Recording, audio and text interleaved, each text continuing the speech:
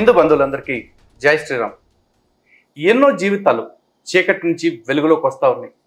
అర్థం కాలేదు కదా? ఆ క్రైస్తవ్యం అనే చీకటిని విడిచిపెట్టేసి సనాతన మార్గంలోకి సన్మార్గంలోకి వస్తూ ఉన్నాయి. కాకపోతే ఇప్పటిదాకా మాట్లాడిన వాళ్ళు వచ్చిన వాళ్ళందరూ కూడా నార్మల్గా వచ్చారు. అయితే నాకు రీసెంట్గా ఒక వ్యక్తి ఫోన్ చేసి, సార్ నేను గర్వాప్సి అవుదాం అనుకుంటున్నాను, తిరిగి మన సొంత ఇంటికి రావాలనుకుంటున్నాను, కాకపోతే ఒక చిన్న అనుమానం అన్నారు. ఏంటి సార్ అని అడిగితే, నేను ఆ మతంలోకి వెళ్ళిన తర్వాత కొద్ది రోజులకి చెయ్యకూడని పాపం ఒకటి చేసేసాను సార్ అన్నారు. ఏంటి అని నేను అడిగితే, బాప్తిజం తీసుకున్నాను సార్ అన్నారు. మరి ఆ పాపానికి పరిహారం ఏంటి అని అడిగారు. ఏం లేదు సార్, సింపుల్గా మనకి లక్ష్మీ గణపతి హోమం చేసుకుందాం, ఆ హోమం తర్వాత సంప్రోక్షణ చేసుకుందాం అని చెప్పేసి అనగానే చాలా సంతోషంగా యాక్సెప్ట్ చేశారు. వారి కుటుంబ సమేతంగా రావటం జరిగింది. అలాగే వచ్చి వారి సతీమణి మరియు వారి ఇద్దరి బిడ్డలు కూడా చక్కగా హోమము యజ్ఞము అంతా జరిపించుకోవటం జరిగింది. అయితే వారిని పరిచయం చేసే ముందు వారి గత జీవితం ఏంటి, ప్రస్తుతం వారు చేసిన పని ఏంటి మొత్తం ఒకసారి మీకు తెలియాలిగా. ఎందుకంటే ఈ వీడియో మనం చేసిన తర్వాత చాలా మంది గొర్రెనా గొడ్డలు చాలా మంది వచ్చేసి ఏమంటారంటే, అసలు వాళ్ళు క్రైస్తవులే కాదు, వాళ్ళు నాటకాలు ఆడుతున్నారు, లేకపోతే లలిత్ కుమార్ నాటకాలు ఆడుతున్నాడు అంటూ ఏదో డైలాగులు వేస్తూ ఉంటారు కదా. ఇప్పుడు ఆడెవడో వచ్చి మాట్లాడే ముందు ఆధారాలు ఏవో మనం ఇచ్చేస్తే ఓ పని అయిపోద్ది. కాబట్టి ఒక్కసారి ఈ ఫొటోస్ చూడండి.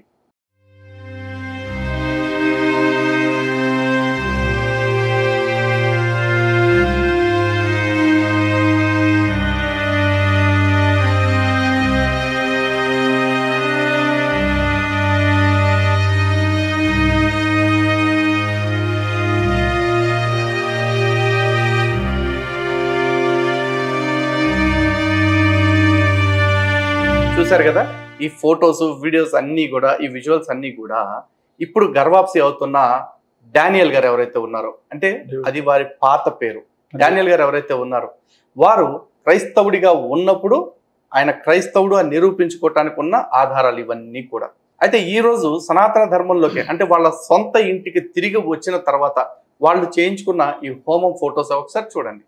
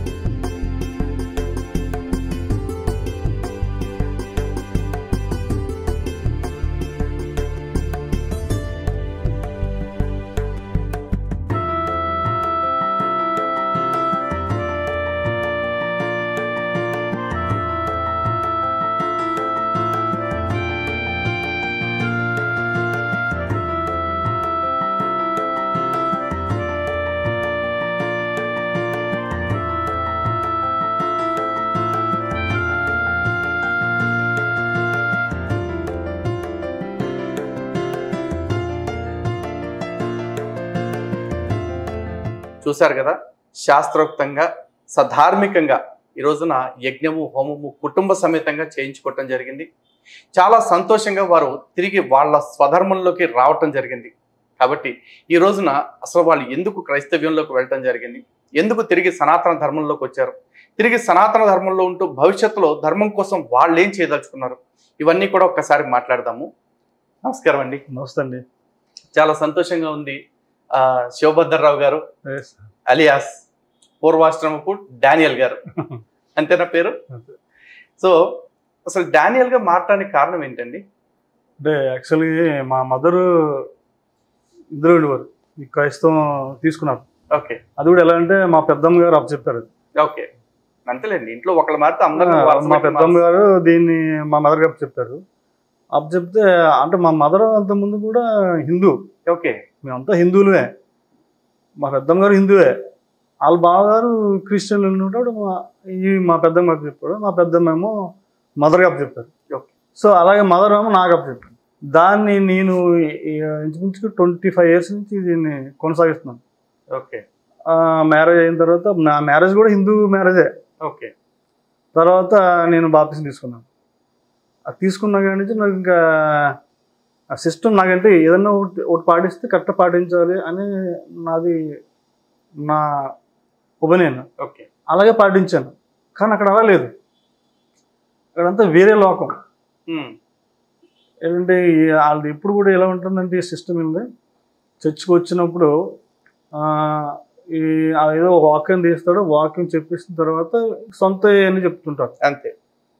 సబ్జెక్ట్ ఈ సబ్జెక్ట్ వేరే సబ్జెక్ట్కి వెళ్ళిపోయి నీకు కష్టాలు వచ్చాయి, నీ పక్కోడు పూజ చేస్తున్నావు, ఆ పూజ వల్ల నీకు కష్టాలు వస్తుందని చెప్పేసి వీళ్ళు డైవర్ట్ చేస్తుంటారు. అప్పుడు ఏం చేస్తారు, నీ పక్కోడిని మార్చుకొని ఇక్కడ తీసుకురా అని చెప్పేసి ఇప్పుడు వచ్చి ప్రజెంట్ ఉన్న ఎవరైతే అమాయకులు ఉన్నారో అమాయకురాలు చెప్తాడు ఈ పాస్టర్. అంటే జనరల్ గా వాళ్ళు అర్థం కాదు ఏంటంటే అండి, సనాతన ధర్మంలో వాళ్ళు ఎవ్వరూ కూడా ఉదయం మీరు హోమం చేయించుకున్నారు కదా, హోమం చేసేటప్పుడు ఎక్కడైనా సరే పంతులు గారు లోకా సంస్థ సుఖినోభవంతు ఓం శాంతి శాంతి అన్నారు, కానీ నాయన నువ్వు బాగుండాలంటే నీ పక్కన నాశనం అవ్వాలని పూజలు చేయాలని ఇప్పుడు చెప్పారా? గుళ్ళో కూడా రోజు ఇదే కోరుకుంటారు, లోకా సంస్థ సుఖినోభవంతు అని. ఇలా కోరుకునే హిందువులు పూజ చేసుకుంటే ఇటు క్రైస్తవుడికి నొప్పి, ఇటు ముస్లింకి నొప్పి, మయానం మతం మారాలనుకునేవాడికి నొప్పి వస్తూ ఉంటుంది బాగా.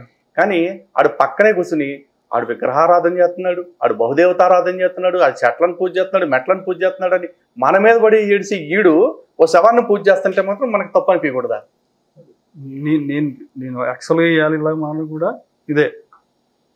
ఇప్పుడు ప్రకృతికి విరోధంగా వెళ్ళే వాళ్ళు ఏ మతం ఉందని చెప్పాలంటే క్రిస్టియానిటీ. ప్రకృతికి విరోధంగా వెళ్తారు. ఇది భగవంతుడు ప్రకృతిని సృష్టించాడు, ఆ ప్రకృతిలో సకల కోటి జీవరాశి సృష్టించాడు. ఆ జీవరాశులకు ఏం కావాలో భగవంతుడు ప్రకృతి ద్వారా మనకి ఇచ్చాడు. మానవుడికి ఏమి ఇవ్వాలో, జీవులకి ఏమి ఇవ్వాలో, అన్నిటికీ ఏమి ఇవ్వాలో ఇచ్చాడు. డబ్బుని మాత్రం భగవంతుడు సృష్టించలేదు. వీళ్ళు ప్రకృతిలో పువ్వులు ఎట్టుకుంటే వాళ్ళు ఎపిసార్లు అంటాడు ఒకడు. మన సారం రోజన్న ఆయన పాస్టర్ బొట్టెట్టుకుంటే ఇంకా వాళ్ళు ఎందుకు పనికిరాలు, ఇంకా వాళ్ళు మనుషులు కాదు అంటాడు ఇంకొకడు. రకరకాలు మళ్ళీ ఈ నేల మీద పుట్టినోడు ఆడు కూడా అంతే. ఈ నేల మీద పుట్టినోడే ఆ విధంగా చేస్తారు. ఇదంతా ఎందుకు చేస్తున్నారంటే డబ్బు కోసం. ఇందాక మీరు చెప్పారు కదా, మీరు ఎందుకు మారారు, మీ అమ్మగారు మారారు కాబట్టి. మీ అమ్మగారు ఎందుకు మారారు, మీ పెద్దమ్మగారు మారారు కాబట్టి. మీ పెద్దమ్మగారు ఎందుకు మారారు, వాళ్ళ బావగారు మారారు కాబట్టి. వాళ్ళ బావగారు ఎందుకు మారారు, ఇంకోళ్ళు ఎవరో మారారు కాబట్టి. ఇప్పుడు వరసమ్మడి చూసుకుంటూ వెళ్తే వీళ్ళంతా హిందువులే. మళ్ళీ వీళ్ళంతా తిరిగి మళ్ళీ సొంత ఇంటికి రావాల్సిన వాళ్ళు ఏదో టైంకి. కానీ ఈలోపు ఇలాంటి సత్రకాయలు కొంతమంది వచ్చేస్తారు, జాంబీ వైరస్లు అనమాట. నిజంగా అందరూ ఆరోగ్యవంతులే, కానీ ఆ వైరస్ ఉన్నోడు కలిసాడు అనుకోండి, ఈడు వైరస్ ఉన్నోళ్ళగా అయిపోతే ఈడు జాంబీ అయిపోతా ఉంటాడు. సేమ్ ఇప్పుడు అదే జరుగుతుంది వరుసలో. ఆయన ఒక ఆవిడని గడుపుతాడు, ఆవిడ ఇంకొక ఆవిడని గడుపుతుంది, ఇంకొక ఆవిడ ఇంకొక ఆయన్ని గడుపుతుంది, అయిపోయింది. మొత్తం అందరూ మతం మారటమే. సో అంతేగాని పెద్ద బలమైన కారణాలే ఉండవు మతం మారటానికి. అలాగే సార్, ఇప్పుడు గతంలో మన హిందువులో ఉన్నాం, సో మీ హిందువులో ఉన్నాం హ్యాపీ. ఇందులోకి వచ్చి మేము ఏమైనా సాధించింది ఏముంది? ఇందులో వచ్చింది ఏమి నలిగిపోవడం తప్ప, ఆ పాస్టర్ పెట్టి శాపనార్థాలు తప్ప ఇందులో ఏమి లేవు. సొంత నిర్ణయాలు ఏముండవు. ఆడు ఏం చెప్తే మనం పాటించాలి. శాపనార్థాలు అంటే ఇప్పుడు చర్చికి రాలేదనుకోండి, చర్చికి రాకపోతే కనుక నువ్వు ఈ వారం చర్చికి ఎందుకు రాలేదు, ఈ వారం చర్చికి రాకపోతే నీకు దేవుడు కష్టాలు పెడతాడు, కంపల్సరీ కష్టాలు వస్తాయి, సాతాను వస్తుంది. అది నీ పక్కుంటాడు పూజ చేస్తే అవన్నీ నీకు అంటుకుంటాయి. అప్పుడు నీ కొడుకో నీకో లేదా ఏదో వద్దు ఆర్థికంగా దెబ్బ అయిపోతావు. చర్చికి వచ్చి దశమ భాగాలు అయ్యారు. ప్రధానంగా చర్చికి వెళ్ళడం కారణం పాస్టర్ డబ్బుల కోసం పిలుస్తాడు. ఆ రాపోతే ఎందుకు ప్రశ్నిస్తారంటే డబ్బుల కోసం. డబ్బులు పోతాయి కదా, అవి వచ్చే ఆదాయం పోతుంది కాబట్టి వాళ్ళని ఈ విధంగా టార్గెట్ చేసి ఇటు ఈ శాపనార్థాలు, మీకు అదో వద్ది ఇదో వద్ది కోల్పోతారు అని శాపనాలు పెడితే కంపల్సరీ భయపడో లోపడో వాళ్ళకున్న వీక్నెస్ మీద దెబ్బ కొట్టి భయపడి లోపడి లాక్కొచ్చి జేబులో డబ్బులు అందులో ఎంచుకుంటాడు. నేను కారణం అది. నేను పోనీ ఏదో జరుగుద్దేమో దేవుడి దేవల్ల మా బాధలు పోతాం వీళ్ళు అనుకుంటారు. ఇప్పుడు కొంపతీసి మీరు ఆ దశమ భాగాలకు కొంచెం భారం అయిపోతుందని డబ్బులు ఎక్కువ ఖర్చు అవుతుంది అని అయితే గర్వాల్సి అవ్వలేదుగా. నేను దానికోసం చెప్తలేదు సార్. అదే కాదు, ఇక్కడ ఏంటంటే పని చెప్తున్నాను. మళ్ళీ మీరు ఈ మాట చెప్పారు కదా, రేపు పాస్టర్లు ఎవడో ఒకటి అదే అడుగుతాడు, దశమ భాగాలు ఇవ్వకపోతే మాకు దానికోసం మతం మారిపోవటం ఏంటంటారు. లేదు, దశమ భాగం ఇవ్వకపోతే ఆడు ఈ రకరకాల మాట్లాడతాడు. అవునా? కంపల్సరీ దశమ భాగం ఇవ్వకపోతే నీకు ఏదో అవుద్దంటే నేనేం చేస్తాను, ఇచ్చేస్తారు. ఇవ్వాలి కదా, ఇవ్వాలి. కానీ నేనేం చెప్పేది ఏంటంటే ఈ పాస్టర్లకైనా ఎవరికైనా ఇందులో చాలా మంది పెద్దలు ఉండొచ్చు చిన్నలు ఉండొచ్చు, కానీ ఈయన చెప్పేది ఏంటంటే దేవుడు డబ్బులు సృష్టించలేదని నా ఫీలింగ్. అంతే కదండి. దేవుడు ఇచ్చిపుచ్చుకోవడం సృష్టించాడు. ప్రకృతిలో వచ్చిన దాన్ని తిని బతకమని సృష్టించాడు. మనం డబ్బు సృష్టించుకున్నాం, ఒక వాల్యూ కోసం. అంతే. పేపర్ సృష్టించుకున్నాం. ఆ పేపర్ ఇటు కావాలి.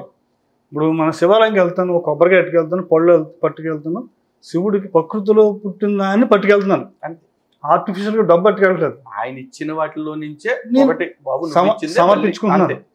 ఫాస్ట్ ఏం అడుగుతున్నాడు, నాకు పళ్ళు వద్దు, కొబ్బరికాయ వద్దు, డబ్బుదే. దశమ భాగమే, ఇంకో భాగమే. దశమ భాగంతో మళ్ళీ బైబిల్లో భాగం, ఇలా జూలీ బట్టి భాగం, ఈ భాగం అన్నీ ఇందులోకి వెళ్తాయి. అలాంటి ఇన్ని భాగాలు ఎందుకు డైరెక్ట్గా మీరు అంత ఇచ్చిందో ఏమన్నా మానచ్చు కదా. కానీ మీకు గొప్ప విషయం చెప్తాను సార్. సనాతన ధర్మంలో ఉండేది ఇప్పుడు క్రిస్టియన్తో వెళ్ళారనుకోండి, కొబ్బరికాయ పని లేదు, అగరత్తుల పని లేదు, ఆరతి కర్పూరం పని లేదు, పువ్వులు కొనే పని లేదు, ఏం పని లేదు. కానీ వీటన్నిటికీ ఖర్చు పెట్టే డబ్బంతా తీసుకెళ్లి పాస్టర్కి ఇవ్వాలి. కానీ హిందుత్వంలో కొబ్బరికాయలు కొనటం వల్ల, అగరత్తులు కొనటం వల్ల, పువ్వులు కొనటం వల్ల ఇంతమంది వ్యాపారస్తులు బతుకుతారు. అంటే మనం దేవుడి దగ్గరికి వెళ్లే ముందు, దేవుడి గుళ్ళో 10 రూపాయలు వేసే ముందు బయట ఇంకో 10 రూపాయలు ఇంకో 10 మందికి ఇచ్చి వెళ్తున్నాం. అంటే ఇక్కడ 10 మందిని బతికిస్తూ నీ ధర్మాన్ని నువ్వు కాపాడుకో. అక్కడ అది లేదండి. నువ్వు ఎవరినైనా సంపు ఏమైనా చేసుకో, నాకు వచ్చి దశమ భాగ్యం. అప్పుడు నేను దేవుడికి రికమెండేషన్ ఇస్తా, దేవుడు నువ్వు ఎన్ని పాపాలు చేసినా తీసేస్తాడు. ఎంతకు మించి ఏమైనా ఉందా సార్? కదా. అంతే. సో ఇందాక మీ ఫొటోస్, వీడియోస్ కొన్ని చూశాను. మీరు బాప్తిజం తీసుకున్నారు, చర్చిలో ప్రసంగాలు ఇచ్చారు, ఫోటోల్లో మాట్లాడారు, తర్వాత మీ శంకుస్థాపన గృహప్రవేశం కూడా పాస్టర్ గారులతోనే చేయించారు. మరి ఇంత స్ట్రాంగ్గా క్రిస్టియానిటీలో ఉన్న మీరు అసలు గర్భాప్తి అవ్వాలన్న ఆలోచన ఎందుకు వచ్చింది? తిరిగి సనాతన ధర్మంలోకి రావాలన్న థాట్ ఎందుకు వచ్చింది? నేను అంటే 20 years నుంచి ఎందుకు ఉండిపోయి ఇప్పుడు ఎందుకు వచ్చాను అడిగారు కాబట్టి, అంటే ఇంకా ఏముందేమో అని ఇంకా అలా ఉండిపోయింది తప్ప, యాక్చువల్గా అయితే ఈ ఆధారం లేని మతం ఏదన్నదంటే క్రిస్టియానిటీ. అవును. పూర్వం దీనికి ఏమీ లేదు. నేను తెలుసుకున్నది పూర్వం అంటూ ఏమీ లేదు. ఆ బ్రిటిష్ వాళ్ళు మన దేశానికి దోసుకోవడానికి వచ్చి ఇది అంతగా వెళ్ళిపోయారు. మళ్ళా బ్రిటిష్ వాళ్ళు ఈ మధ్య డబ్బు అమ్మితే వీళ్ళందరూ తయారయ్యి ఖాళీగా ఉండి, పక్కా పాపాలు చేసే వాళ్ళు అందరూ ఖాళీగా ఉండి పాస్టర్గా తయారయ్యి డబ్బు సంపాదించి తిండి తిన్నాగలేని వాళ్ళు కూడా ఇలా కార్లు, సైకిల్ మీద కార్లు ఎక్కి విమానం ఎక్కి వేరే కంట్రీలు వెళ్ళి ఏదో చెత్త లాంగ్వేజ్ నేర్చుకుని ఇక్కడికి వచ్చి ఏదో వాగుతాడండి. అదే పూనేసిన తర్వాత గిబబ్బా గబ్బడా అంటాడు. అదే అర్థం. అది ఏ భాష, అది దేని చెందింది, అది దేని చెందింది, ఇవన్నీ నాకు మైండ్లో దులిసేసాయి. వేస్ట్. ఇది దీనివల్ల ఉంటే నా పిల్లల భవిష్యత్తు, అంటే నేను స్వార్థం కాదు, నా పిల్లల భవిష్యత్తు, రేపు తరానికి మనం ఏం చెప్పుకుంటాం? మన కుటుంబం బాగుండాలనుకుంటే ఎప్పటికీ స్వార్థం అవసరం. మనం బాగుండటం కోసం ఇంకెవరైనా నాశనం అయిపోతే పర్లేదు అనుకుంటే అప్పుడు స్వార్థం వస్తుంది. ఏం చెప్తాం? మనం హిందువుల నుండి వచ్చాం, హిందువులుగానే పుట్టి, ఈ ఇండియా అంటే హిందువే, హిందూ ధర్మం ఉంది. అంటే అనేక మంది సకల జాతులన్నీ ఉంటాయి, కానీ హిందూ ధర్మాన్ని పాటిస్తారు అనే భావన అందరికీ ఉంటుంది. కానీ అదే నాకు కలిగి, ఓకే ఇది కరెక్ట్ కాదు, మనకి మారాలి, ఇది ఇందులో ఏమీ లేదు. ఎలా తెలిసింది మీకు? అది నేను రివల్యూషన్ చేస్తున్నాను. ఈ 20 years జరిగినన్ని వీళ్ళు పాస్టర్లు చర్చికి వెళ్ళి చెప్పిన సంభాషణ, ఇవన్నీ నేను రివల్యూషన్ చేసుకొని ఆలోచించుకొని మా ఫ్యామిలీతో కూర్చొని ఓ రోజు నైట్ ఆలోచించుకొని, ఇది మనకి ఇందులో ఏమీ లేదు, మన ధర్మానికి మళ్ళీ మనం వెళ్తేనే మనకి తృప్తి, మనం జన్మ ఎత్తుకుంటే మనకు తృప్తి ఉంటుంది, మన ధర్మం మనం పాటిద్దాం, ఆ ధర్మంగానే మనం వెళ్తేనే మనకి మళ్ళీ మీరు మీ పిల్లలకి ఏదో మన ధర్మాన్ని సాగించుకుంటూ వెళ్తేనే అది మనకి కరెక్ట్గా ఉంటుందని చెప్పేసి నేను నిర్ణయం తీసుకున్నాను. సో ఈ నిర్ణయం తీసుకున్నప్పుడు హిందూ జనశక్తిని ఎలా సంప్రదించారు? అంటే మీ ప్రోగ్రామ్స్ ఎక్కువ చూస్తుంటాను. ఓకే. నేను మారడానికి కూడా మీరు అందులో వన్ ఆఫ్ ది పార్ట్. ఎందుకంటే ప్రతి దాన్ని మీరు క్లుప్తంగా బయటకు తీసి హిందూ అంటే ఇది, సనాతన ధర్మం అంటే ఇది, ఎలా ఉండాలి, ఈ భూమండలం మీద హిందూ సనాతన ధర్మం ఎలాగా ఉద్భవించింది, దేనివల్ల వచ్చింది అని ప్రతిదీ క్లుప్తంగా చెప్తున్నారు. ఇవన్నీ నేను చూడడం జరిగింది. అదొకటి. అంటే పొలిటీషియన్గా మా ఎమ్మెల్యే ఎత్తడం గురించి కాదు చెప్తున్నారు. ఆయన కూడా జ్యోతుల నెహ్రూ గారు శివభక్తుడు. ఆయన ఎంత భక్తుడు అంటే చాలా శివభక్తుడు. ఆయన ఎప్పటి నుంచి పూజ చేస్తూ ఉంటారు. ఈ మొన్న మధ్య 1 కోటి శివలింగాలు తయారు చేయించి నియోజకవర్గంలో ఉన్నటువంటి స్త్రీలందరినీ ఊరికి 2 బస్సులు వేసి స్త్రీలందరూ పిలిపించి 3 నెలల పాటు కోటి శివలింగాలు తయారు చేయించి పెద్ద హోమం చేసి, అంటే హిందూ ధర్మం అంటే ఇదని చెప్పేసి ఆయన చేయించారు. ఎమ్మెల్యే గారు జ్యోతుల నెహ్రూ గారు మంచి శ్రీధర్ నాయకుడు, ప్రజాసేవకుడు, ప్రజల కోసం పనిచేస్తాడు, గొప్ప నాయకుడు ఆయన. ఇవన్నీ నేను చూసి నాకు మనం మారకపోతే ఏంటని నాకు అనిపించింది. అదే.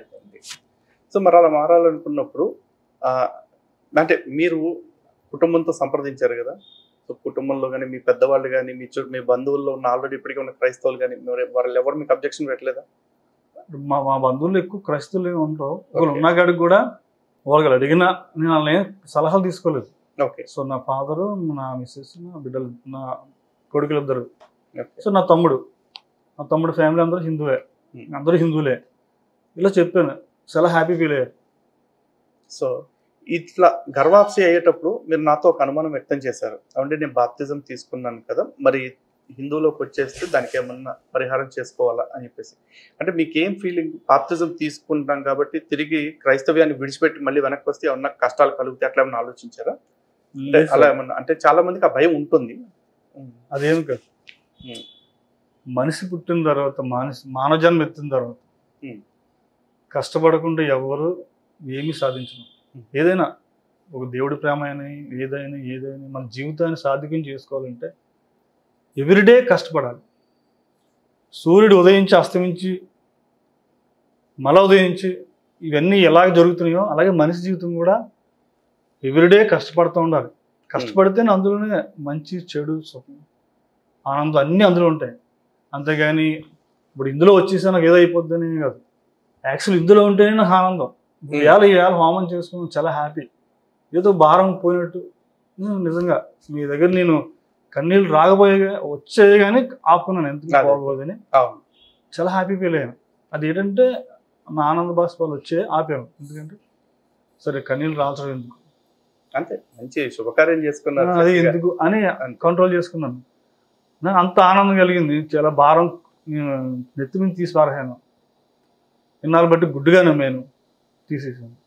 అంతేగాని కష్టపడకుండా మాత్రం ఏది రాదు సార్. అలాగే దేవుడు కష్టపడేవాడికి ఏదో రూపంలో ఫలితం ఇస్తూ ఉంటాడు. దాన్ని సద్వినియోగం చేసుకుని ముందుకెళ్ళడమే మనిషి యొక్క జన్మ తీరు సాత్వికం. సూపర్ అండి. అయితే మీరు క్రైస్తవుడిగా దాదాపు ఒక 25 ఏళ్ళు ఉన్నారు. క్రైస్తవ్యంలో మీకు ఎదురైన ఇబ్బందులు కానీ లేకపోతే మీకు అనిపించిన భావన కానీ ఏంటి దాని గురించి? ఇప్పుడు క్రైస్తవులు ఉన్నప్పుడు నలిగిపోవడం తప్ప ఏముండదు. గుడ్డుగా నలిగిపోవడం రోజున ఫ్రీగా ఉండరు.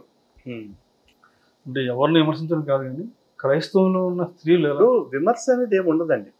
ఆల్రెడీ క్వశ్చన్ ఎందుకు అడుగుతానంటే, హిందుత్వంలో నుంచి క్రైస్తవ్యంలోకి వెళ్ళిపోయిన నువ్వు ఎందుకు మారావు అంటే, నాకు ఇక్కడ మంచిది అనిపించింది మారాను అని చెప్పడం. నేను గతంలో విగ్రహారాధన చేశాను, వ్యభిచారం చేశాను, జోదం ఆడాను, నేను బాగా తాగుబోతుని తిరుగుబోతుని, అక్కడికి ఏదో హిందూ మతం తాగమని చెప్పినట్టు తిరగమని చెప్పినట్టుగా మాట్లాడతాడు ఒక్కొక్కరు. మరి ఆ దరిద్రాన్ని విడిచిட்டு వచ్చేసినప్పుడు మనం కూడా అక్కడికి ఇక్కడికి తేడా ఏముంది? అది విడిచిపెట్టడానికి కారణం ఏంటి? తిరిగి మన సనాతన ధర్మాన్ని, మన స్వధర్మాన్ని తీసుకోవటానికి కారణం ఏంటి? ఇవి కూడా మనం 10 మందికి చెప్పాలి. అందుకు అడుగుతాను ఈ ప్రశ్న. మంచి క్వశ్చన్ అడిగారు. క్రైస్తవంలో ఉంటే మనకి హ్యాపీనెస్ ఉండదు, రోజు నలిగిపోవడమే. మీకు ఇంత ఫస్ట్ పాయింట్ చెప్పాను. పాస్టర్ ఏం చెప్తారంటే, నువ్వు దరిద్రుడివి పాపివి ఇదే సంభాషణ. చర్చికి వెళ్తే పాపం కోసం వెళ్తావా? అంతే కదా, మనశ్శాంతి కోసం. ఇవాళ పూజ చేయించుకుని హ్యాపీ ఫీల్ అయ్యి మనశ్శాంతి దాన్ని పెట్టుకున్న శివుడు చేయించారు హ్యాపీ. సో అది కావాలి. కానీ నువ్వు వచ్చినోడిని నువ్వు దరిద్రుడివి పాపివి నువ్వు డబ్బులు అయిపోతే నువ్వు నరకంగా పడతావు, డబ్బులు వేస్తే నువ్వు పరలోకానికి వెళ్తావు, నీ దారి చూపిస్తాను నువ్వు. ఈ సొల్లుగోలు చెప్పేటటువంటి గోళీలు, అందులో అన్ని చెత్త ఉంటుంది. ఈ చెత్త అనేది గ్రహించండి. 20 years నుంచి 20 అంటే నేను తీసుకుని చాలా మంది గర్వాప్సీలు చూశాను, కానీ బయటకు వచ్చిన తర్వాత ఏదో ముక్తసరిగా 4 మాటలు చెప్తారు, కానీ ఇంత ధైర్యం ఎవరు మాట్లాడరండి. ఏం సార్, నేనేం తప్పు చేయలేదు కదా. నేను హిందువుని, ఈ దేశంలో హిందువు. నేను ఈ దేశం ఎక్కడైనా ప్రపంచ దేశాల్లో కూడా హిందూ దేవాలయాలకు ఒక పురాణాతమైన చరిత్ర ఉంది. అవును, కానీ ఈ క్రిస్టియన్ మతానికి పురాణాత చరిత్ర లేదు. ఎవడో వాగుతాడు డబ్బుల కోసం, వాడికి వచ్చి డబ్బుల కోసం సూళ్ళు డబ్బా కొడతాడు, అదంతా నథింగ్. చరిత్ర చూసుకుంటే హిందువుకే పురాణాత చరిత్ర ఉంది. ఈ భూమండలం మీద ఈ దేశం అని కాదు, ఇండియా అని కాదు, వేరే దేశాల్లో కూడా మన హిందూ దేవాలయాలు ఎప్పుడో చరిత్రలు ఉన్నాయి. అవును సార్. కట్టడాలు ఉన్నాయి. ఎలా కట్టారు కూడా అంతు చిక్కినటువంటి దేవాలయాలు ఉన్నాయి. ఇవి ఏమున్నాయి? చర్చిలు ఏం లేవు కదా. ఎక్కడో జెరూసలేంలో ఉంది, అక్కడ ఏముంది? చర్చి కట్ట ఏం లేదు, మట్టి గోడలు కూలిపోయి ఉన్నాయి. అవి చూపిస్తారు. నేను చూశాను, అవి చూపిస్తారు. కట్టడాలు ఇవి రాతి కట్టడాలు, బలమైన కట్టడాలు. వాళ్ళ శిథిలం అయిపోయినా ఆనాడు నవాబులో, గరీబులో, అది ఈ ఆంగ్లీలో వచ్చి దేవాలయాల్ని నాశనం చేసిన, భూస్థాపన చేసిన, కానీ ఆ భూస్థాపన చేసినా కూడా కింద కూడా ఆనవాళ్ళు ఉంటూనే ఉన్నాయి. కింద కూడా బలమైన కట్టడాలతో ఉన్నాయి. ఇవాళ అయోధ్యలో రాముడు కింద శివాలయాలు ఉన్నాయి, బలమైన కట్టడాలతో ఉన్నాయి. అలాంటి ఎన్నో ఇప్పుడు ఎన్నో ఉన్నాయి. దర్గాల కింద ఎన్నో ఉన్నాయి. మనం చూస్తున్నాం కూడా అలాంటి ఎన్నో ఉన్నాయి. అటువంటి చరిత్ర హిందూ మతం, హిందూ సనాతన ధర్మం, హిందూ, దీని చరిత్ర లేదు. ఇవన్నీ తెలుసుకున్నాను. అలాగే ఇందులో ఏముంటుంది, ఎందుకు వచ్చేసారు కదా, ఎందుకు నలిగిపోయి, ఎందుకు దానికి తేడా ఉంటుంది కదా. ఇది పక్క ఫ్రాడ్. డబ్బులు ఇస్తే నువ్వు బాగుపడుతావు అన్న ఫ్రాడ్. గలటప్పుడు అందులో ఎందుకు? అంతే కదా. అంటే అటు మారటం వల్ల దాదాపు ఒక 25 సంవత్సరాలు మీ ఆధ్యాత్మిక జీవితం వెనకపోయింది. అంటే 25 సంవత్సరాల జీవితం వెనకపోయింది. 40 years బ్యాక్ డోర్ వెళ్ళిపోయింది. ఉన్నది దేవుడు చెప్తాం, ఎన్ని ఈ భగవంతుడు నడుపుతాడు, ఉన్నదాన్ని హ్యాపీగా గడుపుకోవాలి అని నేను వచ్చేసాను సార్. మారడం జరిగింది. అంతేగా అది అందులో అంతా నలుగుపోవడమే. ఈ పాస్టర్ ఏం చెప్తాడు, నువ్వు దైద్యుడు. ఏడు దైద్యుడు, అసలు ఈడు దైద్యుడు. ఎలా దైద్యుడు? తాగేసి పడిపోయి దొల్లేసి వచ్చేసాను, మారిపోయాను, పాస్టర్ యాసం ఎత్తేసాను, నాకు ఇంగ్లీష్ మాక్షం నేర్చుకున్నాను, నా సొల్లు కావాలి చెప్పాను. నువ్వు బైబిల్ చెప్పకుండా నీ సొల్లు ఎవడు? ఈ సొల్లు చెప్తాడు. ఈ సొల్లుకి వీళ్ళు తప్పట్లు కొడతారు. అంతే అండి. అంటే అసలు వీళ్ళు ఎందుకు తప్పట్లు కొడతారంటే, వీళ్ళు కొంతమంది ఉంటారు కదా. మనం ఈ మధ్యలో కొన్ని చూస్తున్నాం సార్. వాడు ఎవడో పిచ్చి తుక్కులాగా పాస్టర్ సౌమ్య అన్నాడు. ఆ సౌమ్య అంటే అని ఎడుతున్నాడు. అక్కడ ఆల్రెడీ మైక్ రెడీగా ఉంటుంది. నీకు ఉద్యోగం వచ్చింది అన్నాడు, వాడు మైక్ ఎడుతున్నాడు. ఈ మైక్ అప్పుడు ఎలా వెళ్ళిపోతాడు? అవును కదా. అసలు పిలిచే టైంకి కరెక్ట్ గా మైక్ అక్కడే ఉంటాడు. ఎంత అక్కడ వాలంటీర్లు ఉన్న 100 మంది వాలంటీర్లు ఉంటారు, ప్రతి 10 మంది దగ్గర ఒకడు ఉన్నాడు అనుకుందా అంటే అంత లేదు. ఉండేది ఒకళ్ళిద్దరే. వీడు పిలవగానే అనగానే వెళ్ళిపోతాడు. అక్కడ ఉంటుంది మైక్ రెడీ. అంతే. ఇవన్నీ యాక్టింగ్ ఎందుకు? డబ్బు సంపాదించు. ఇటువంటి పాపం ఊపులు మనం ఎందుకు? మనం హిందువులు, మనం హ్యాపీగా బతకాలనుకున్నాం, మనకెందుకు అది? అంతే కదండి. అంటే ఈ ఆలోచన మీలో వచ్చిన ఆలోచన ప్రతి భారతీయుల్లో కూడా రావాలి. ప్రతి హిందువులో కాదు, ప్రతి భారతీయుల్లో రావాలి. ఎందుకంటే ప్రతి భారతీయుడు నిన్న మొన్న మతం మారినోడు, అంతకుముందు హిందూగా ఉన్నోడే. మళ్ళీ వాళ్ళందరూ కూడా ఈ తప్పు తెలుసుకుని తిరిగి సనాతన ధర్మంలోకి రావాలి. ఎందుకంటే అటు పోవటం తప్పు, ఆ తప్పు చేయడానికి లేని సిగ్గు, తప్పు తెలుసుకుని తిరిగి మన ఇంటికి రావడానికి ఎందుకు సిగ్గుపడాలి? నేను గర్వం చెప్తున్నాను సార్. అంతే, చాలా హ్యాపీగా చెప్తున్నాను, గర్వంగా ఉంది. అందులో ఏమీ లేదు. డబ్బులు ఒకటే సార్. నేను అనేది డబ్బుని దేవుడు సృష్టించాడా? పాస్టర్లు అడుగుతున్నాను. డబ్బుని దేవుడు సృష్టించాడా? లేదు. దేవుడు ఏం సృష్టించాడు? ప్రకృతిలో నుంచి మనకు ఏం కావాలో సృష్టించాడు. డబ్బును మనం సృష్టించుకున్నాం, ఒక వాల్యుబుల్ కొనుక్కోవడం సృష్టించుకున్నాం. దానికోసం ఆ డబ్బులు నువ్వు అడుగుతున్నావు. భగవంతుడు డబ్బులు అడుగుతాడా? నిజంగా భగవంతుడు అయితే అడగడు కదా. సనాతన ధర్మంలోకి మీరు కొత్తగా వచ్చారు కాబట్టి ఒక 2 విషయాలు చెప్తా. ఈశావాస్య ఉపనిషత్తులో మొట్టమొదటి మంత్రం చెప్తారు. ఈశావాస్యం ఇదం సర్వం యత్కించిత్ జగత్యాం జగత్ తేన తక్తేన భుంజిత మాగృత కస్య సిద్ధనం. అంటే దాని అర్థం ఏంటంటే, ఈ సృష్టిలో ఉన్న ప్రతి అణువులో, ప్రతి దానిలో కూడా పరమాత్ముడు సమానంగా ఉన్నాడు.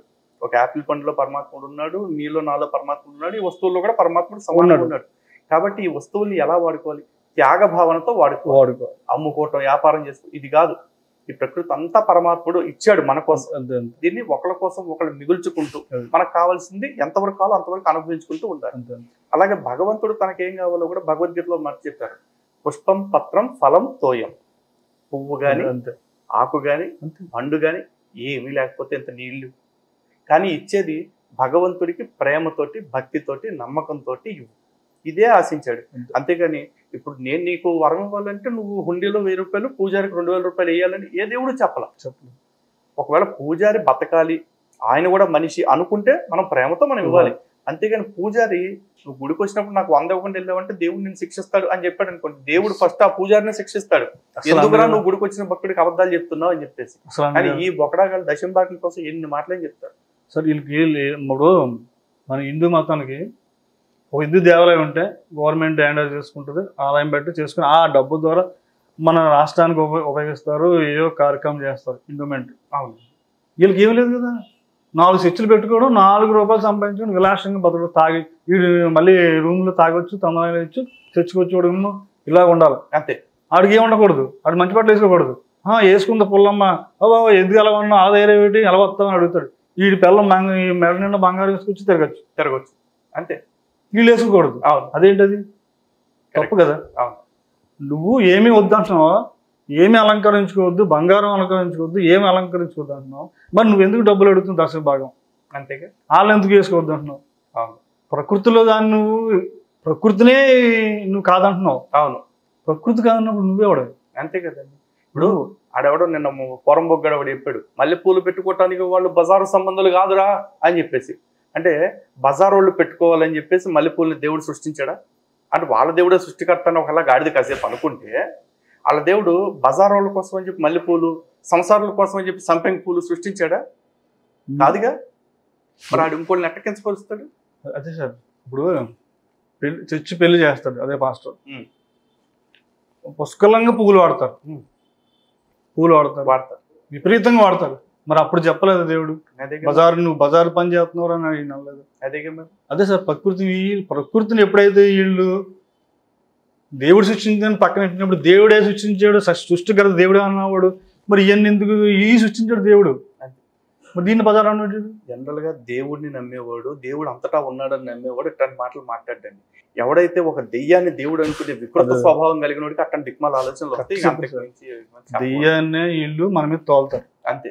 ఇప్పుడు వీళ్ళు ఒకటి చెప్తారు, సాతాను విగ్రహాదులు సాతానులు అంటారు కదా, విగ్రహాలు సాతానులు కాదు దేవుళ్ళు. విగ్రహాలు సాతాను కాదు దేవుడు. నేను తెలుసుకున్న విషయం సాతానులు కాదు దేవుళ్ళు. సాతాను మనం వదులుతాడు, ఈ సాతాను వదిలి మనల్ని ఏడిపించుంటాడు. వీళ్ళు ఏమనుకుంటారు అంటే, బాబో ఈ గ్రహాలు చేసేస్తాం మా సాతాను పడేసి అయిపోయింది అంటారు. కరెక్ట్. ఈ ఫీల్డ్ లో జనం బతికేస్తున్నారు, ఈ ఫీల్డ్ లో జనం మారిపోతున్నారు. అవును, ఈ ఫీల్డ్ నుంచి కంపల్సరీ మారుతారు. ఎందుకంటే ఈ ఇండియాలో ఎందరో వచ్చారు ఈ హిందూ ధర్మాన్ని మార్చాలని, అందరూ నాశనం అయిపోయారు, ఈ భూగర్భంలో కలిసిపోయారు. త్వరలో కూడా ఇలాంటి వాళ్ళు అందరూ కలిసిపోతూనే ఉంటారు. కుప్పతొట్లో కలిసిపోద్దులేండి, ఇబ్బంది ఏం లేదు. నా అభిప్రాయం చెప్తున్నా. పర్ఫెక్ట్. సో ఇప్పుడు డానియల్ నుంచి శివభద్రరావు గారుగా పూర్తిగా మారిపోయారు. అసలు సనాతన ధర్మంలోకి అంటే మన స్వధర్మంలోకి రావాలనుకున్నప్పుడు మీరు ఆ పేరు ఎందుకు అనుకున్నారు, శివభద్రరావు అనే పేరు? ఏమంటారు, మీరు సనాతన ధర్మంలోకి తిరిగి రావాలనుకునేప్పుడు శివభద్రరావు అనే పేరు పెట్టుకోవాలి అని ఎందుకు అనిపిస్తుంది? అంటే మీ అసలు పేరు అదేనా? నా పూర్తి పేరు అదే. బాప్తిజం ఇచ్చినప్పుడు డానియల్ అని పెట్టారు. అది నన్ను అలా పిల్లరు కూడా. ఓకే, నేను అలా పిలిపించుకుని నన్ను పిల్లరు. ఓకే, నా తల్లిదండ్రుల పేరు ఏ పేరు అయితే పెట్టారో ఆ పేరు మీద పిలుస్తారు. ఓకే, ఇప్పటికీ చూడండి, ఇప్పటికీ పాస్టర్లు కూడా నేను వెళ్ళి పాస్టర్ గారి పేరు ఏడుగొండలో, అది ఏడుగొండలో పిలుస్తారు. ఓకే, ఆడ చర్చిలో పేరు ఎవరికి తెలియదు, కృపానందం ఏదోట, ఆ పేరు ఎవరికి తెలియదు. ఏడుగొండ ఎందుకు పిలుస్తారు? అంతే, అది దైవ నిర్ణయం అంతే. బాప్తిజం ఇచ్చేటప్పుడు పేర్లు కూడా చాలా కామెడీగా పెడతారు. ఎందుకంటే నేను కూడా బాప్తిజం తీసుకున్నాను కదా, నాకు బాప్తిజం ఇచ్చేటప్పుడు కూడా ఒక ఎదవ సింపుల్ గా రా ప్రార్థన చేశాడు, ఒకసారి ముంచి లేపి నీ పేరేంటి అన్నాడు, ఫలానా అని చెప్తాం, ఇక నుంచి నీ పేరు ఇది అన్నాడు. ఆ దరిద్ర పేరు నేను ఎవరికి చెప్పనులేండి, ఇప్పుడు పెట్టేది. ఈ కామెడీగా ఉంటుంది. బాప్తిజం ప్రక్రియ అంటే ఒకళ్ళిద్దరికి జరిగేది కాదు, కానీ వరుసనే ఒక 30-40 మందికి చేస్తూ ఉంటారు మూకుమ్మడి బాప్తిజాలు. అలాంటప్పుడు చూడాలి ఎంత కామెడీగా ఉంటాయి అంటే, రా ముంచి లేపు, పేరు ఓకే వెళ్ళిపో, ఇదే జరుగుతూ ఉంటుంది. సో ఇప్పుడు మీరు ఇంత మీ మాటల్లో కమిట్మెంట్ తెలుస్తూ ఉంది. హిందుత్వంలోకి వచ్చారు, హిందుత్వంలోకి రావటమైనా లేకపోతే భవిష్యత్తులో హిందుత్వం కోసం పనిచేయాలి అనే ఆలోచన ఏమైనా ఉందా మీకు? మీరేమన్నా నన్ను నమ్మి హిందూ ధర్మం గురించి మీ హిందూ జనశక్తి దాంట్లో మన హిందూ జనశక్తి మన హిందూ జనశక్తి అంటే ఇప్పుడు అందులో ఉన్నాం కదండి, వేరేగా ఉండివ్వండి. ఇప్పుడు మన హిందూ మన సనాతన ధర్మం మన హిందూ జనశక్తి కోసం పనిచేయడానికి నాకు ఏమైనా చెప్పండి. నేను నా కొన ఊపిరి వరకు హిందూ జనశక్తి కోసం మన హిందూ ధర్మం కోసం పోరాడతాను. లైవ్లో చెప్తున్నారు, నేను అంతే కాన్ఫిడెంట్గా లైవ్లో చెప్తున్నాను. మీరు అంటే మీ కమిట్మెంట్ ఏంటనేది నేను గత 10 రోజులుగా మీతో మాట్లాడుతున్నాను, వింటున్నాను, చూస్తున్నాను. పొద్దున మీరు పూజ చేసుకుంటున్నప్పుడు మీరు కానీ వదిన గారు కానీ పిల్లలు కానీ ఎంత తన్మయత్వంతో మీ కళ్ళల్లో ఆనంద బాష్పాలు నేను చూశాను. ఆ నమ్మకంతో, ఎందుకంటే మాటలు చెప్పేదానికంటే కూడా మన కళ్ళు చెప్పే నిజాయితీ ఎక్కువ ఉంటుంది. ఆ నిజాయితీని నమ్మి చెప్తున్నాను. మిమ్మల్ని హిందూ జనశక్తి కాకినాడ జిల్లా అధ్యక్షులుగా మీకు బాధ్యత ఇస్తున్నాను. మీరు మనస్ఫూర్తిగా మన ధర్మం కోసం పనిచేస్తారని, మీలాగా మోసపోయిన మరెంతో మందిని తిరిగి మన వైపు తీసుకొచ్చే ప్రయత్నం చేస్తారని 100% చేస్తాను. Sorry, 100% super. ఎవ్రీడే నేను కూడా, అది కూడా ఏ స్వార్థంతో కాదు, అది నాకు తెలుసు అండి. నేను నా కష్టపడి నా వ్యాపారం చేసుకుంటూ దేవుడిచ్చాడు నాకు ఏదో చిన్న వెహికల్. ఆ వెహికల్ మీద మీ హిందూ జనశక్తిని పేరు వేసుకొచ్చా. తప్పకుండా ఇది మనది అని చెప్తున్నది. హిందూ జనశక్తి సంస్థ కాదండి, హిందూ జనశక్తి కుటుంబం వేసుకొని దీనికోసం నేను పనిచేస్తాను. తప్పకుండా తప్పకుండా నేను పని చేసుకుంటూ నా దాంట్లో వచ్చే ఆదాయం ఖర్చు కావాలి కదా. ఖచ్చితంగా నా పిల్లలు ప్రయోగాలు అవుతారు, వాళ్ళు కూడా సపోర్ట్ చేస్తాను. కరపత్రాలు, స్టిక్కర్స్ అన్ని కూడా నేను మన సంస్థ నుంచి చేపించి మీకు పంపిస్తాను. తప్పకుండా నీకు కంపల్సరీ పనిచేస్తాను ఖచ్చితంగా. నాకు అలాగే నాకు మా నియోజకవర్గం ఎమ్మెల్యేలు కూడా మంచివాళ్ళు. జ్యోతుల నెహ్రూ గారు చాలా మరి హిందూ ధర్మం కోసం ఆయన ఎన్నో చేశారు, ఇంకా చేస్తానే ఉంటారు ఆయన. తప్పకుండా ప్రజానాయకుడు. చాలా మంది ఏమనుకుంటారంటే ఇదేదో హిందూ సంస్థలు లేకపోతే హిందుత్వం అనగానే ఒక పార్టీకే అనుకుంటారు. నేను చెప్తున్నాను, మేము నిజాయితీగా హిందుత్వం కోసం పనిచేసే ప్రతి నాయకుడితోటి ఉంటాం. కానీ హిందుత్వాన్ని తాకట్టు పెట్టే రాజకీయ పార్టీలకి, ఏ పార్టీ అయినా సరే, మేము వాళ్ళకి మద్దతుగా ఉండదు. అంతే తప్ప మాకు స్వతహాగా మాకు ఏ రాజకీయ పార్టీతో సంబంధం లేదు. అలాగే మీకు నచ్చిన పార్టీలో ఉండకూడదనే నియమం కూడా ఏం లేదు. మీరు హిందుత్వం కోసం పనిచేయాలంటే ఈ పార్టీ గొడుగు పెట్టుకోవాలనే నిబంధన కూడా మేము పెట్టాం. నేను జ్యోతుల నెహ్రూ గారి పేరు ఎందుకు వేసినంటే ఆయన హిందువులో మంచి అంతే అండి. తప్పకుండా అలాంటి వ్యక్తిని మేము కూడా అటు సైడ్ వచ్చినప్పుడు ఒకసారి కలుస్తాము. ఖచ్చితంగా అలాంటి వ్యక్తులు మాకు ఖచ్చితంగా ఆదరణీయులే. ఎందుకంటే అలా వారు ఉంటున్న పార్టీ సెక్యులర్ పార్టీ, అటువంటి పార్టీలో ఉంటూ ఏ మతాన్ని బాధ పెట్టకుండా మన ధర్మం కోసం పనిచేస్తా ఉన్నారు. చాలా అది అందరికీ సాధ్యమైపోయింది. చాలా డెఫినెట్ గా అలాంటి వాళ్ళని ఒకసారి తప్పకుండా. అలాగే వస్తే మాకు ఆనందం. ఖచ్చితంగా అండి. అలాగే మీరు భవిష్యత్తులో ఎవరైతే మతం మారిపోయిన వాళ్ళు ఉన్నారో వాళ్ళకి కావచ్చు, లేకపోతే భవిష్యత్తులో మారే ఆలోచన ఉన్న వాళ్ళు ఎవరైతే ఉన్నారో వాళ్ళకి కావచ్చు, తిరిగి స్వధర్మంలోకి రావాలనుకునే వాళ్ళకి కావచ్చు, మీరు ఇచ్చే సందేశం ఏంటండి? వచ్చేవాళ్ళకి సందేశం, వచ్చే వాళ్ళకి, మతం మారిన వాళ్ళకి కూడా. అంటే మీరు క్రిస్టియన్ గా ఉండొచ్చు, నేను క్రైస్తవుడిగా ఉండి వచ్చినా కూడా నేను చాలా రోజుల నుంచి ధర్మం కోసం పోరాడుతున్నాను కాబట్టి నేను కొత్తగా చెప్పేది ఏం లేదు. కానీ మీరు కొత్తగా సనాతన ధర్మంలోకి వచ్చారు మీ సొంత ఇంట్లోకి. కాబట్టి మీ సాటి అన్నదమ్ములు, అక్క చెల్లెళ్ళు ఎవరైతే మతం మారిపోయిన వాళ్ళు ఉన్నారో వాళ్ళని తిరిగి రావటం కోసం మీరు చెప్పే సందేశం ఏంటి వాళ్ళకి? ఒకటే చెప్తాను, ఇందులో ఏమీ లేదు, నేను 20 ఏళ్ళు ఉన్నాను, ఏమీ లేదు, నాకు ఏదో కలిసి వచ్చేది అంటలేదు. అదే ఇది ఏమి కాదు, పురాణాత్మకం కాదు. ఇది మన హిందూ ధర్మంలో ఉన్న హిందువులో ఉన్న హిందూగానే ఉండాలి. మన చర్చికి వెళ్తే మన ఎదురుంటే పెట్టి మన వెనకాల తిడుతున్నాడు రాష్ట్రం. అంతే కదండి, ఏమంటున్నాడు? నువ్వు విగ్రహాలు చేసే వాళ్ళందరూ పాపులు, పూలెట్టుకున్న విభసారులు అన్నప్పుడు మన వెనకాల వాళ్ళే కదా, మన వాళ్ళే కదా. అంత బండపూలు తిట్టినప్పుడు ఆడతారు ఎందుకు మనం ఉండడం? ఇవన్నీ నేను చెప్తాను, మారుస్తాను. వెళ్ళిపోయిన వాళ్ళు కూడా చెప్తాను, వచ్చే వాళ్ళు కూడా ఇందులో ఎంత బాగుంటుందో, ఇందులో ఏటి హిందూ అనేది హిందువు. మీరు గర్వాప్సి అవ్వటంలో శాలం రాజు గారి లాంటి చండాలుడు వాగిన వాగుడు కూడా కొంత హెల్ప్ అయింది ఒక రకంగా చెప్పాలంటే. మరి మన పూర్వీకుల్ని మన ముందే అవమానిస్తూ చాలా మంచి విషయం చెప్పారు. ఇది సిగ్గు శరం ఉన్నాడైతే శాలం గడి వీడియో చూసి ఇప్పటికైనా మార్చుకోవాలి ఆ బుద్ధి. ఆడితో పాటు ఊరకొక్కలు ఎవరైతే ఉన్నారో వెనకాల ఆడికి వంత పాడుతున్న వాళ్ళు కూడా మార్చుకోవాలి. భవిష్యత్తులో ఎప్పుడైనా నీ మతం గురించి నువ్వు చెప్పుకోవాలి తప్ప సనాతన ధర్మాన్ని కించపరిచే ఆలోచన చేయకూడదన్న బుద్ధి వాళ్ళకి రావాలి. నా ఫస్ట్ కోపం కూడా అదే వచ్చిందండి. నేను చర్చలో ఉన్నప్పుడు నన్ను అడ్డం పెట్టుకుని ఇలా నా చేపు చూపించి మన పూర్వీకుల్ని, మన కుటుంబ సభ్యుల్ని, మన బంధుమిత్రుల్ని ఏమంటున్నాడు? పువ్వులు పెట్టుకుంటే ఎబిసార్లా విగ్రహం చేస్తాడు, పాపులు నరకాన్ని పోతారు, సైతాన్ని వాళ్ళు ఇబ్బంది పడుతున్నావు. కానీ ఎవరైతే విగ్రహం చేసి వాళ్ళు వస్తేనే నీ చర్చ్ పికప్ అవుతుంది. అంతే కదా, అది ముందు ఆలోచించుకో. అంతే. ఏదో కొంతమంది వర్గాన్ని ఎట్టుకుంటే నీకు పని అవ్వదు కదా. వీళ్ళందరూ వస్తేనే ఇక్కడ నీ చర్చ్ పికప్ అయ్యి ఇక్కడో చర్చ్, ఇక్కడో చర్చ్, అక్కడో చర్చ్, ఇదో 10,000, ఇదో 10,000, అదో 10,000, వారానికి ఒక 30,000 అనుకుందాం, తక్కువ అనుకోవచ్చు. ఇంకా ఎక్కువ వచ్చి ఉన్నారు, ఇంకా లక్షలు సంపాదించి ఉన్నారు. వాళ్ళందరూ ఎక్కడ పెడుతున్నారు డబ్బు? ఇది నన్ను తిట్టి, నా వెనకాల తిట్టి, నన్ను పొగిడి, ఇదేం ధర్మం? ఇది ఇలా చెప్తాను. సూపర్ అండి. ఇదే చెప్తాను, ఇదే 100% చెప్తాను. ఆ శివుడు నాకు శక్తిని ఇచ్చాడు, నన్ను మార్చాడు.